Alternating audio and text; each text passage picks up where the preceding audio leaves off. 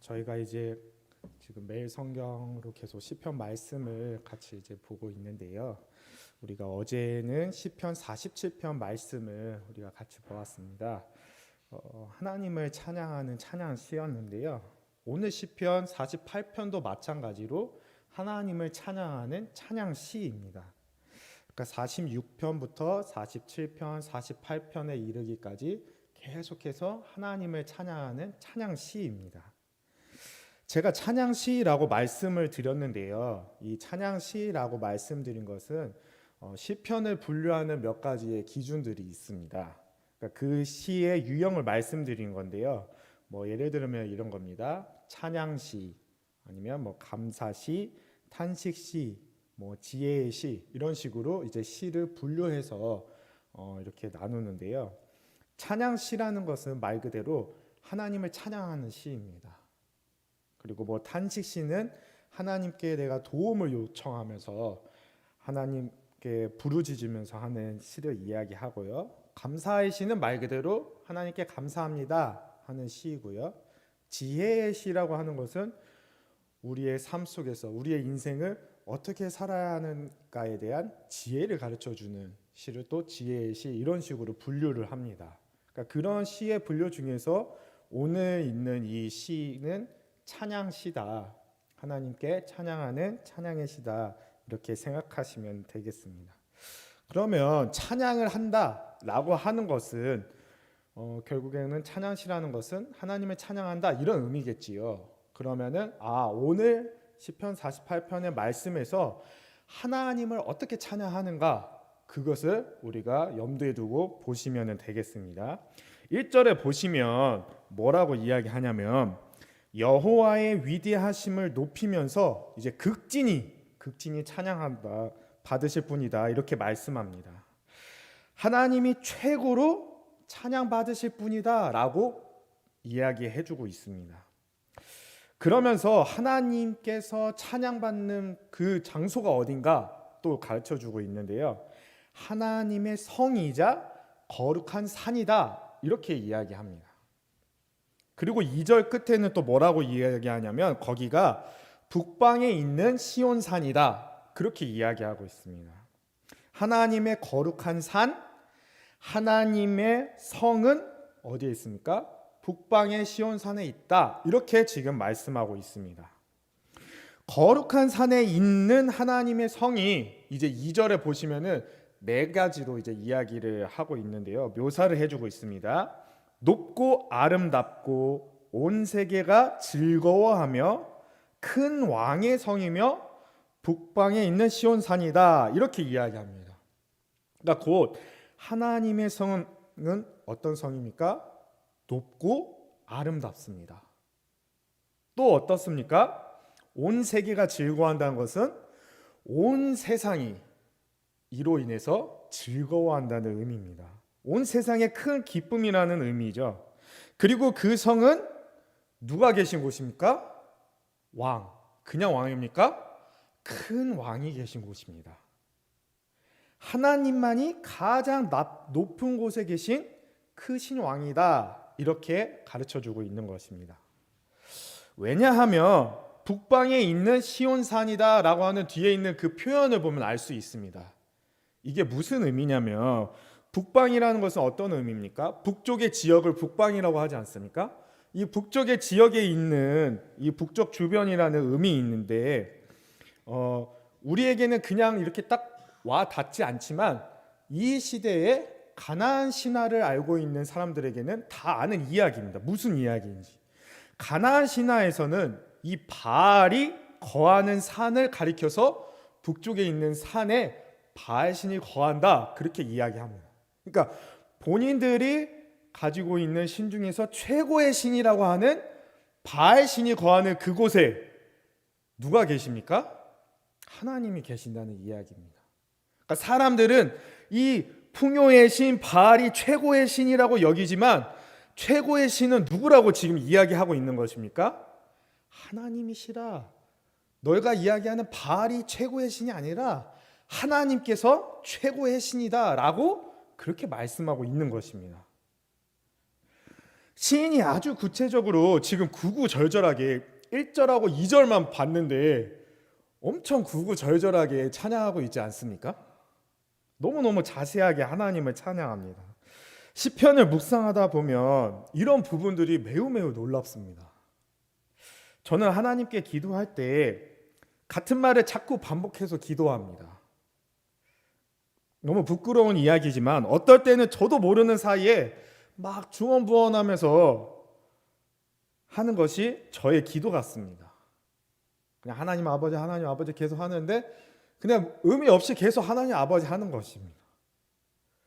매번 같은 기도의 말을 되풀이하니까 제가 기도하면서도 무슨 말인지 모르면서 계속 막 기도하는 그런 형식입니다. 그런데 시편을 묵상하다 보면은 하나님께 감사하는 것도, 그러니까 하나님을 찬양하는 것도 얼마나 이렇게 풍성한지 모릅니다. 이 1절, 2절, 이 두 절만 보기만 하더라도 하나님을 찬양하는 게 얼마나 이렇게 다양하게 표현하는지 너무너무 놀랍습니다. 그래서 시편은 우리에게 어떻게 하나님을 찬양하는지, 또 그리고 왜 하나님을 찬양하는지, 그분은 어떤 분인지 세밀하고 오밀조밀하게 우리에게 가르쳐주고 있습니다.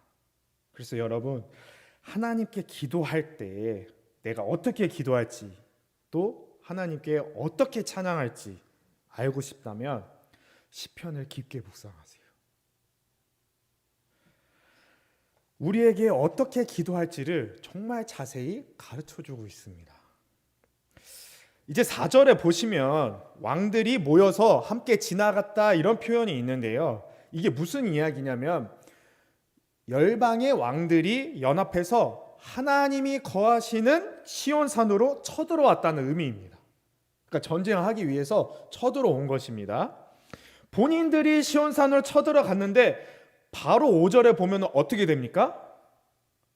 무서워서 두려워서 빨리 도망갑니다. 왜요? 시온산에 계신 왕 중의 왕 여호와 하나님께서 그곳에 계시기 때문입니다. 그리고 그분은 3절에 보시면 어떤 분이십니까? 요새라고 이야기합니다. 요새. 시온산이 대단한 산이라서 요새가 되는 것이 아니라 그곳에 누가 계시기 때문에 그것이 요새가 되는 것입니까? 하나님께서 계시기 때문에 요새가 되는 것입니다. 최고신 바알이 아닙니다. 최고신 누구십니까? 하나님이십니다. 그냥 왕이 아닙니다. 어떤 왕입니까? 큰 왕입니다. 왕 중에 왕이신 하나님께서 계시기 때문입니다. 왕들이 두려움과 공포에 사로잡히는데 이제 6절에 보시면 마치 해산하는 여인의 고통과도 같다고 이야기합니다. 성경에서 극도의 고통을 표현할 때 어떤 표현을 씁니까? 해산하는 여인의 고통에 빗대서 이야기합니다. 본문의 시인은 이들의 고통이 이처럼 극도의 고통과 떨림으로 지금 두려워하고 있다 이렇게 묘사해주고 있습니다. 7절에서는 주께서 동풍으로 다시스의 배를 깨뜨리셨다 또 이렇게 말씀하십니다. 이 다시스의 배라는 것은 그 당시에 파괴할 수 없는 배, 가장 강력한 배를 이야기한다고 보시면 됩니다. 이 다시스의 배가 이사야서 2장에 또 나오는데요. 모든 교만하고 높다는 것들, 그런 것들을 예를 들어 가지고 이것저것 막 이렇게 예를 들어서 하나씩 이제 열거를 하기 시작합니다. 뭐 예를 들면 이런 겁니다. 높은 것들, 강한 것들, 높은 망대들, 견고한 성벽, 레바논의 높고 높은 모든 백향목, 바산의 모든 상수리 나무, 교만한 자, 거만한 자, 높은 산, 견고한 성벽.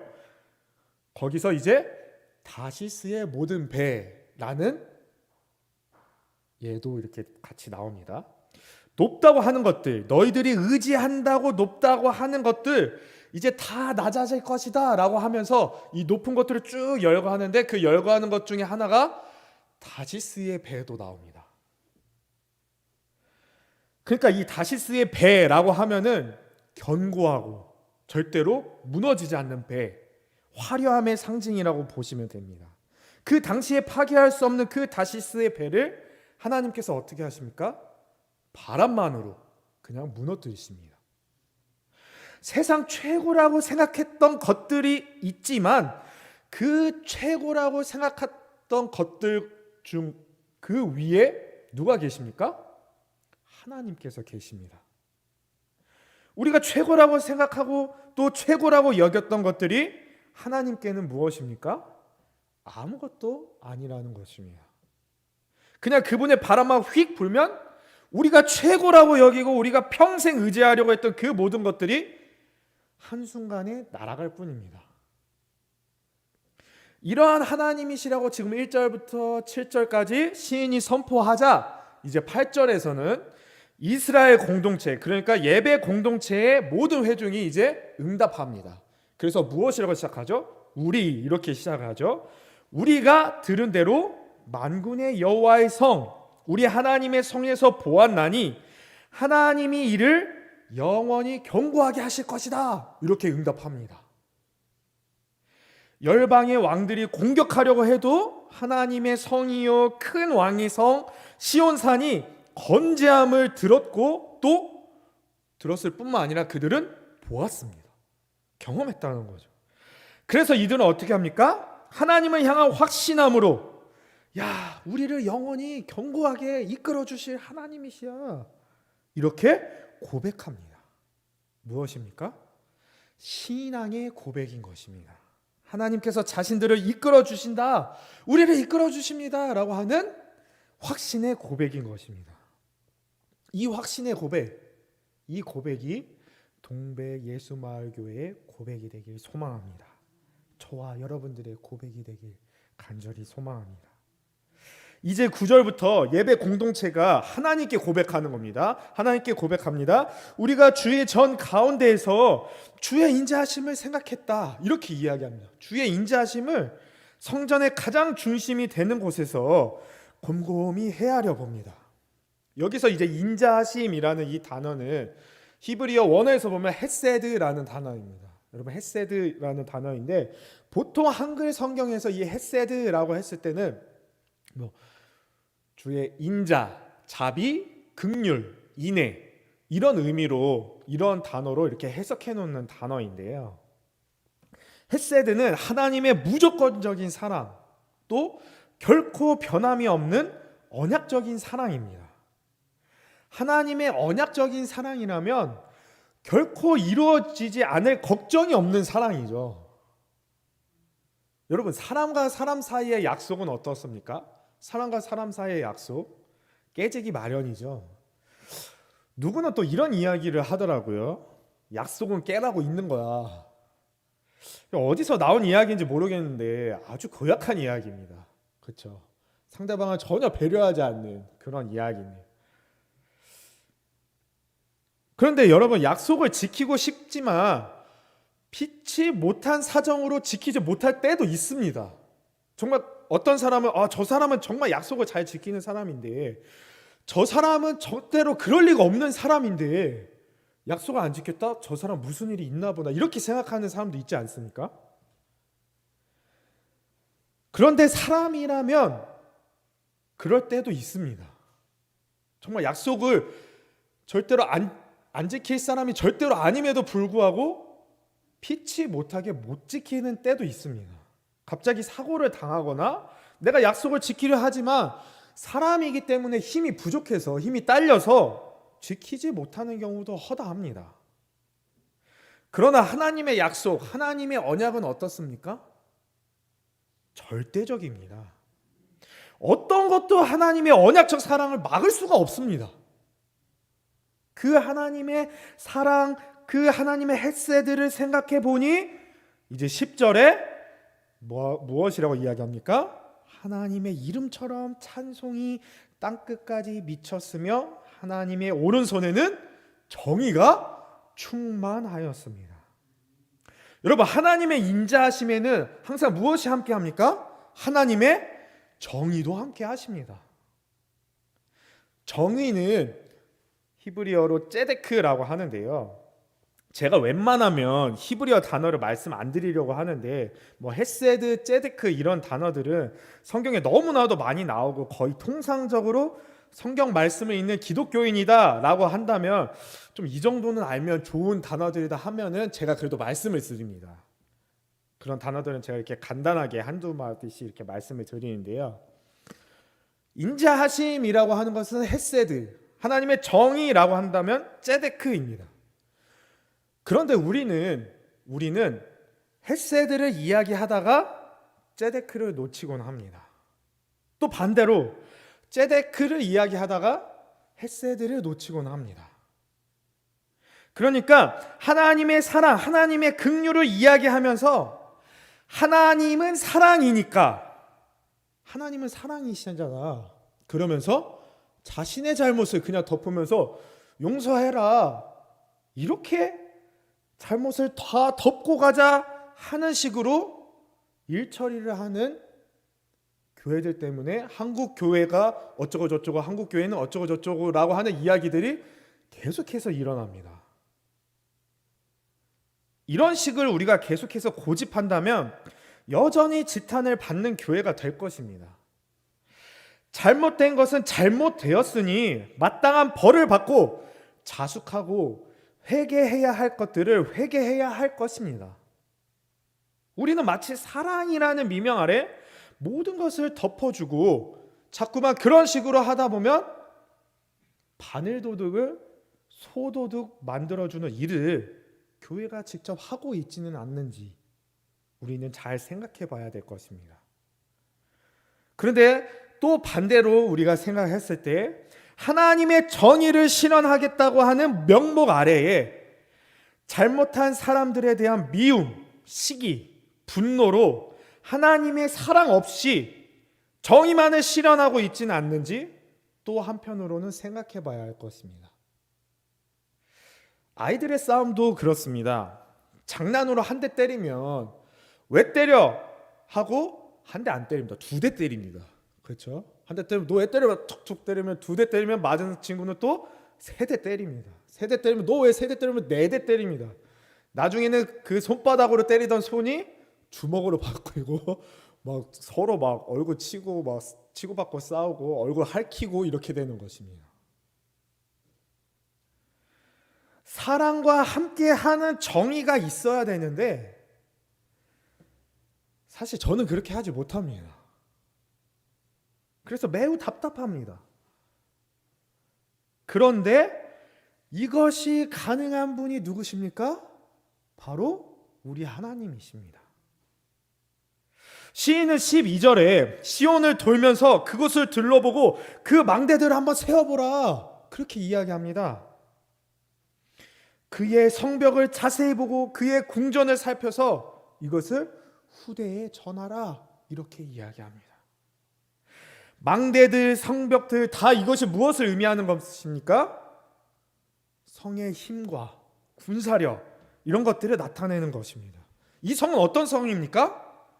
난공불락의 성입니다. 절대로 지지 않는 그러한 성입니다.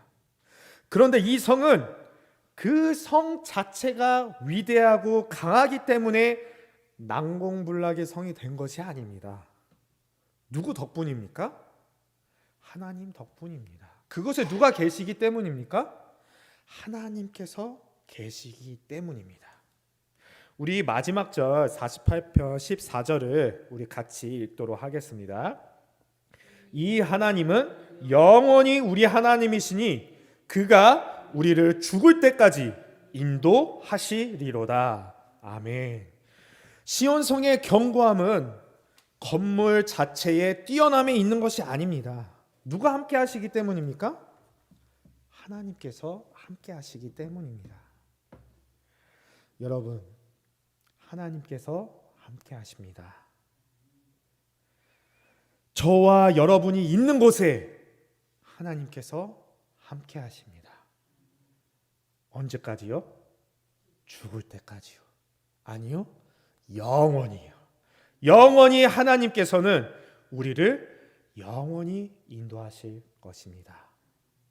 우리 같이 기도하도록 하겠습니다. 우리의 성이 되시며 또 우리를 끝까지 인도하시는 하나님을 붙잡고 우리가 나아가게 하여 주시옵소서. 우리를 견고하게 보호하시며 인자하심, 헤세드와 정의, 제데크로 함께 하시는 그 하나님, 우리의 영원하신 하나님, 우리를 인도하여 주시옵소서. 우리 함께 고백하면서 다 같이 기도하도록 하겠습니다. 하나님 감사합니다.